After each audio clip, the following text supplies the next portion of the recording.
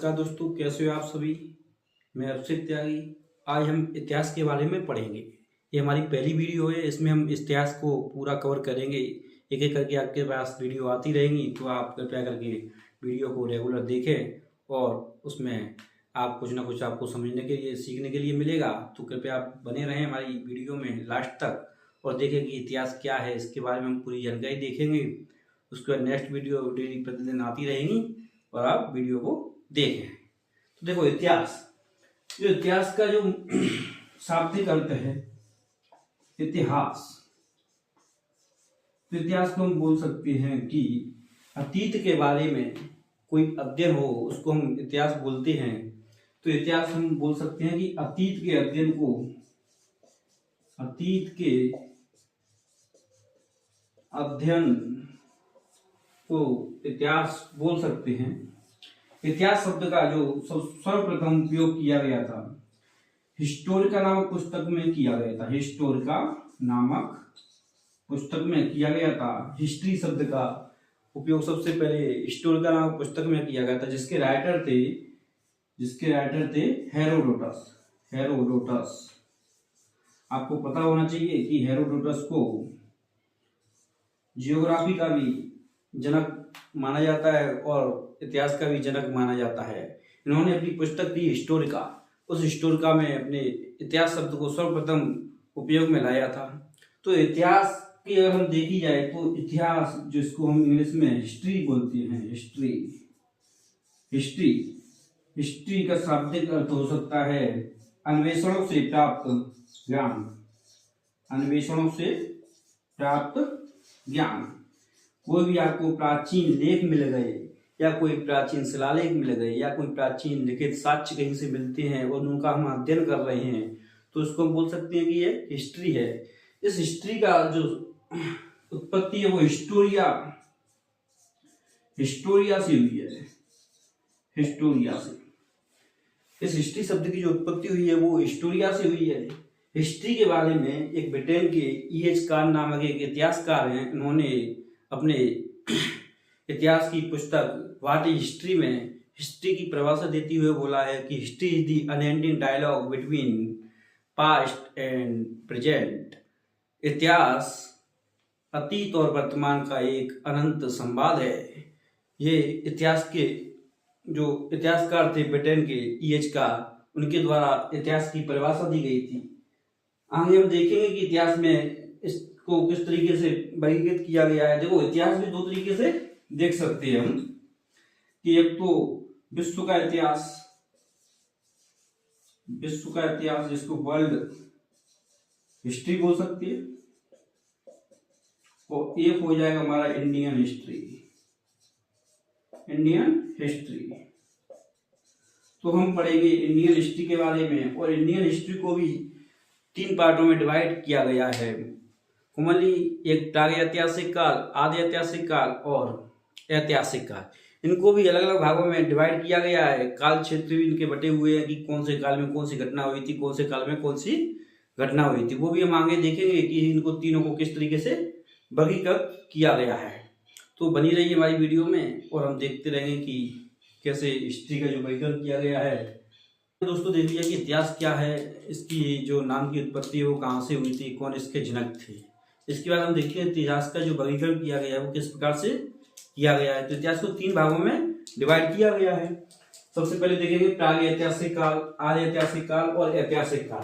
तो जो प्राग ऐतिहासिक काल है इसको हम 3 भागों में डिवाइड करते हैं, पुरापाषाण काल, मध्यपाषाण काल और नवपाषाण काल, जिसमें पत्थर की खोज हुई थी और इसके बारे में हम देखेंगे। उसके बाद हम देखते हैं कि आदि ऐतिहासिक काल को 2 भागों में डिवाइड किया गया है, सिंधु घाटी सभ्यता, वैदिक सभ्यता। और जो वैदिक सभ्यता है उसको भी 2 डिवाइड किया गया है, ऋग्वैदिक काल और उत्तर वैदिक काल। इनका जो टाइम पीरियड है, आप एक बार टाइम पीरियड में देख लीजिए कि अज्ञात काल से, जैसे अज्ञात काल मतलब 2500 ईसा पूर्व से पहले की बात है, मतलब 8000 ईसा पूर्व से पहले की बात है, और 2500 ईसा पूर्व तक को यहाँ पे रखा गया है प्राग ऐतिहासिक काल में। 2500 ईसा पूर्व से लेकर के 600 ईसा पूर्व तक आदि ऐतिहासिक काल के अंदर आया है, और जो 600 ईसा पूर्व से लेकर के आज तक या 15 अगस्त 1947 तक हमारा ऐतिहासिक काल में पढ़ाया जाएगा। ऐतिहासिक काल को 3 भागों में डिवाइड किया गया है। प्राचीन भारत का इतिहास, मध्यकालीन भारत का इतिहास, आधुनिक भारत का इतिहास। तो हम इसको पूरा विस्तार से देखेंगे इसको चैप्टर। ठीक है दोस्तों, अभी तक आपने ऐतिहासिक काल के बारे में देखा। तो ऐतिहासिक काल को 3 भागों में डिवाइड किया गया था। प्राचीन भारत का इतिहास, मध्यकालीन भारत का इतिहास और आधुनिक भारत का इतिहास। प्राचीन भारत का जो इतिहास है उसको 600 ईसा पूर्व से लेकर के 700 ईसा पूर्व तक हम देखेंगे। मध्यकालीन भारत का जो इतिहास है वो 1707 तक देखेंगे। उसके बाद आधुनिक भारत का इतिहास है जो 1707 से लेकर के 1947 तक हम देखेंगे। देखो, प्राचीन भारत का जो इतिहास है उसमें कई सारे राजाओं ने राज्य किया था। जैसे उस समय महाजनपद काल चल रहा था, उसके बाद आ गया था मगध साम्राज्य, और मगध साम्राज्य के बाद आ गया था सीधा मौर्य वंश, जिसमें चंद्रगुप्त मौर्य ने शासन किया था मगध साम्राज्य के घनानंद को हरा करके। तो देखो, महाजनपद काल चालू हुआ, उसमें महाजनपद कालों के बारे में देखेंगे कि कितनी महाजनपदें थी और कौन कौन से राजाओं ने वहां पर राज्य किया था। उसके बाद मगध साम्राज्य को देखेंगे, उसके बाद मौर्य काल को देखेंगे, मौर्योत्तर काल और गुप्त काल को देखेंगे, उसके बाद हर्षवर्धन काल देखेंगे। अब वो पता ही होगा कि हर्षवर्धन काल में ही जो चीनी यात्री वेनसांग था वो भारत में आया था शिक्षा प्राप्त करने के लिए और भारत के भ्रमण करने के लिए भारत में आया हुआ था।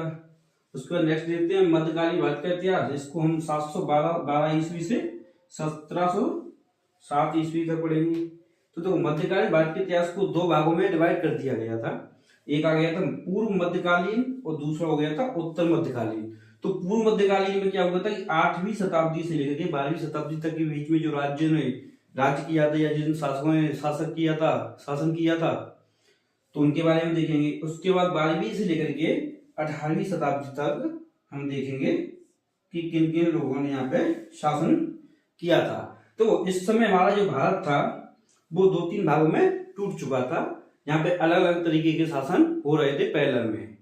ठीक है, तो पूर्व मध्यकालीन भारत को 3 डिवाइड कर दिए गए थे, उत्तर भारत का, दक्षिण का और दक्षिण भारत का। तो उत्तर भारत में हमारा देखो, उत्तर भारत जो है कि मैप में कुछ इस तरीके से दिखाई देगा आपको। ऐसे इस तरीके से एक मैप बना लिया। तो ऊपरी वाला जो हिस्सा है हिमालयी क्षेत्र है उसको हम उत्तर भारत बोल देते हैं, और जो प्रायद्वीपीय क्षेत्र है इसको हम दक्षिण भारत बोल देते हैं। ये उत्तर हो जाता है। जो बीच का जो पठारी क्षेत्र बचता है, सतपुड़ा या विंध्य पर्वत की जो श्रृंखलाएं हैं, जो क्षेत्र है मैदानी क्षेत्र, इसको हम दक्षिण का पठार बोल देते हैं। ये आपको जियोग्राफी में मिल जाएगी दक्षिण का पठार कहाँ पर है, इसकी आपको जियोग्राफी पूर्व विस्तार रूप से आपको मिल जाएगा। तो आप कंफ्यूज ना होगी दक्षिण कहाँ पर है। तो देखो, इनमें जो शासकों ने शासन किया था उसमें उत्तर भारत का जो हिस्सा था उसमें राजपूत, पाल और गुर्जर वंश के शासकों ने शासन किया था। उसके दक्षिण में चालुक्य, पल्लव और राष्ट्रकूट शासन थे। उसके बाद नीचे देखेंगे तो दक्षिण भारत में चेर, पांड्या, चोल, शाही चोल, इन लोगों ने शासन किया था। उसके बाद उत्तर मध्यकाल, पूर्व मध्यकालीन के बाद हमारा आ जाता है मध्यकालीन।